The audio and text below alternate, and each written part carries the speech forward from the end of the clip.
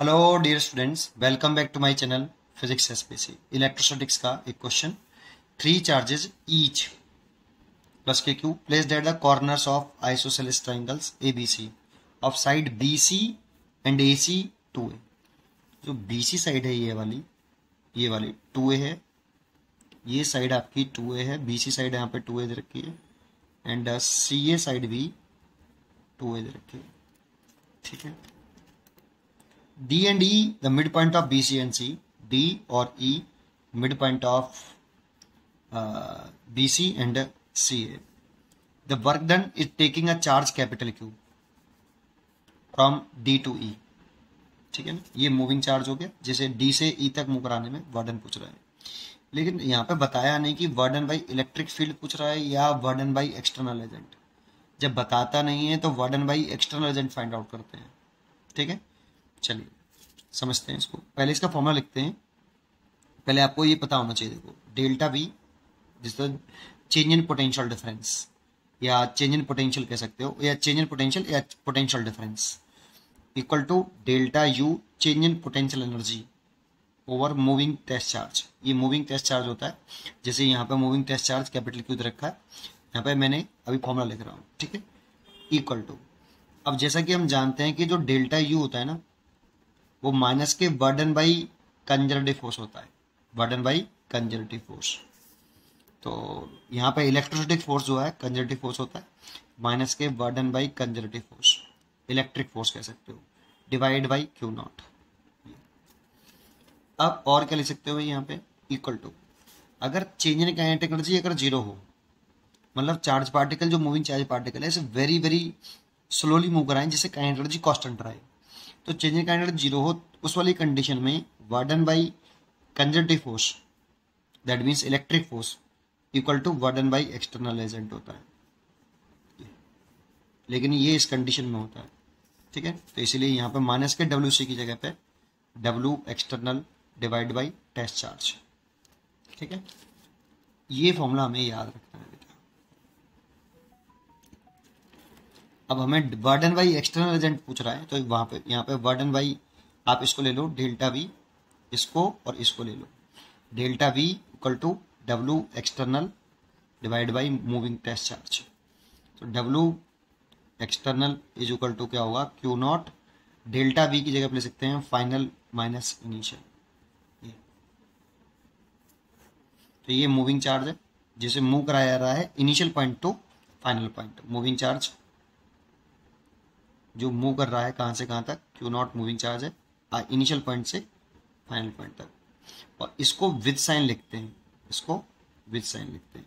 अगर वर्डन by electric force पूछता तो आप इसको और इसको इक्वल करते, तो यहाँ पे माइनस साइन दिखाई देता। ठीक है, चलिए ये पहले हमें फॉर्मूला याद होना चाहिए। अब आते हैं अपने क्वेश्चन पर। यहाँ पे क्वेश्चन में कह रहा है कि एक चार्जेस यहाँ है, एक चार्ज यहाँ है, एक चार्ज यहाँ है, एक मूविंग चार्ज है कैपिटल क्यू, इसको ई से डी लाना है, सो डी से ई लाना है, सॉरी। तो वर्डन ये पूछ रहा है हमसे, द वर्क डन। अब सोल्यूशन शुरू कर रहे हैं। Work done in taking a charge, तो ये मूविंग चार्ज हो गया बेटा यहाँ पे कैपिटल क्यू, और प्लस का है from D to E, D से ई तक मूव कराना है। तो डब्ल्यू डी से ई तक एक्सटर्नल एजेंट द्वारा निकालने हैं बेटा। मूविंग चार्ज हो गया कैपिटल क्यू और डी से ई तक कर रहा है, इसीलिए V E minus V D, ये फॉर्मूला हो गया।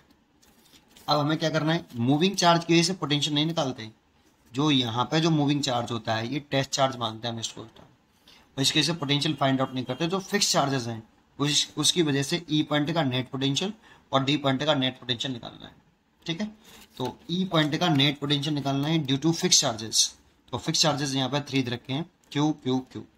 तो देखो इस चार्ज की वजह से इस पॉइंट पे निकालेंगे, इसकी साइड 2a रखी है, तो ये वाली जो डिस्टेंस है ये वाली, ये a हो जाएगी, और ये वाली डिस्टेंस भी है, ये भी a हो जाएगी। ठीक है, तो net electric potential at point E due to all charges, due to all charges, all fix charge, जो कि 3 है यहाँ पे। तो पहले ए पॉइंट ई पॉइंट का पोटेंशियल निकाल लेते हैं नेट। तो पहले इस चार्ज की से निकाल लें इस पॉइंट पर, है ना। तो फॉर्मूला लगाइए पॉइंट चार्ज वाला, के क्यू ओवर सेपरेशन कितनी है ए, तो ए। और अब इस चार्ज की से निकाल लीजिए, तो ये भी प्लस का के क्यू ओवर ए। अब इस चार्ज की जब निकालेंगे ना इस पे, तो एक बात समझिए यहाँ पे, पहले तो ये आइसोसेलेस ट्राइंगल है।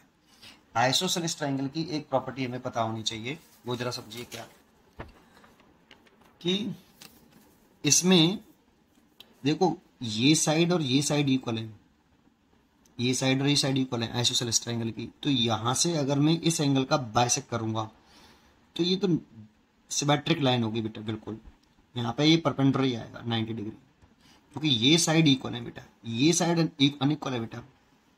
तो ये सिमेट्रिक लाइन है, बस केवल एक ही लाइन सिमेट्रिक है इसमें, ये वाली। दैट मीन्स ये जो एंगल है इसको ये बाइसेक्ट भी करेगा, और ये जो साइड है आपकी, जो भी साइड हो ये इसका बाइसेक्टर, ये साइड बराबर होंगी, इस साइड का बाइसेक्ट कर देगा। लेकिन यहां से जब इसको मिलाओगे तो ये इसका बाइसेक्टर लाइन नहीं होगी, सिमेट्रिक लाइन नहीं होगी बेटा, ये आइसोसेलेस ट्राइंगल है, इक्विलैटरल ट्राइंगल नहीं है बेटा। यहाँ बच्चे गलती कर जाते हैं, इसे इक्विलैटरल ट्राइंगल मान लेते हैं। बस आप ये समझिए कि यहाँ से जब ये डिस्टेंस मिलाओगे आप, ना तो ये 90 डिग्री होगा बेटा, और ना ये बाइसेक्टर होगा, और ना ये जो डिस्टेंस होगी ये वाली ये बाइसेक्टर होगी। तो मेरे को इससे कोई मतलब भी नहीं है। तो सर ये मत समझना कि ये 2 है तो ये ए होगी, ए नहीं होगी बेटा। हाँ सर ये तो ए ही है, ये भी ए है, मिड पॉइंट है ना डी, ये ए है, लेकिन ये 90 डिग्री नहीं है बेटा, ये एंगल 90 डिग्री नहीं है बेटा, ठीक है। अच्छा तो फिर सर, तो इस डिस्टेंस को आप लेट कर लो आर, सिमेट्री से आप चेक करोगे ना, तो ये भी मिड पॉइंट है, ये भी मिड पॉइंट है, और ये जो डिस्टेंस आएगी ये वाली, ये भी 90 डिग्री नहीं होगा यहाँ पे, ये भी आर होगी। अब इस डिस्टेंस को निकालने की जरूरत ही नहीं है, इस डिस्टेंस को कैलकुलेट करने की जरूरत नहीं है।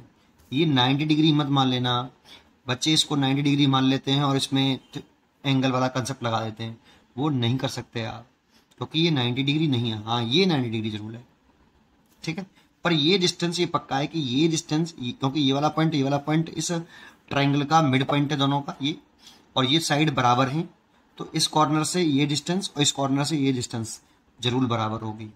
तो आप ई पॉइंट का पोटेंशियल निकाल लिया, तो ये आर डिस्टेंस मान लिया, तो इस चार्ज की वजह से पोटेंशियल निकालें, तो इसकी से निकाल लिया और इसकी से निकाल लिया, इस चार्ज की से इस पॉइंट पोटेंशियल निकालें, तो प्लस के q over r, r let कर लिया है मैंने, ठीक है। अच्छा ये ई का निकला है। ऐसे ही अगर सिमेट्रिकली मैं डी पॉइंट का पोटेंशियल निकालूं, तो देखो इस चार्ज की से निकालें पहले, तो कितना आएगा के क्यू ओवर ए, ये सेपरेशन 2 है तो ये मिड पॉइंट है, तो ये ए सेपरेशन हो गई ये वाली, के क्यू अपॉन ए, और ये वाली इस चार्ज की से भी प्लस के क्यू ओवर ए, और प्लस ये इस चार्ज की से निकालें तो के क्यू ओवर स्मॉल, ठीक है। तो इसीलिए आप यहां पर ये दोनों देखो वैल्यू इक्वल है, वी बराबर वी डी, सिमेट्री थी बेटा इसमें ये, और ये दोनों अगर इक्वल हैं तो डी से ई तक मूव कराने में जो वर्डन करना पड़ेगा वो 0 होगा। ई और डी पर पुट कर दो 0, तो 0 आ गया, इसलिए इसका आंसर हो गया 0 सी।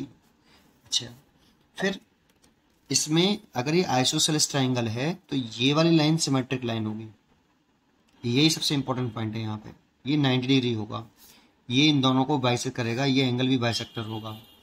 लेकिन ये जो लाइन ड्रॉ कर रहे हो आप, ये 90 डिग्री नहीं होगा,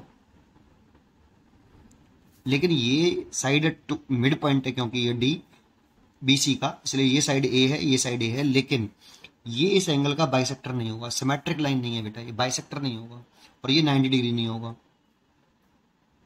ठीक है।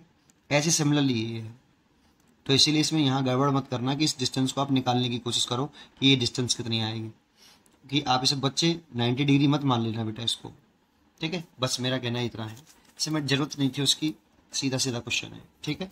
पढ़ते रहिए और खुश रहिए, थैंक यू।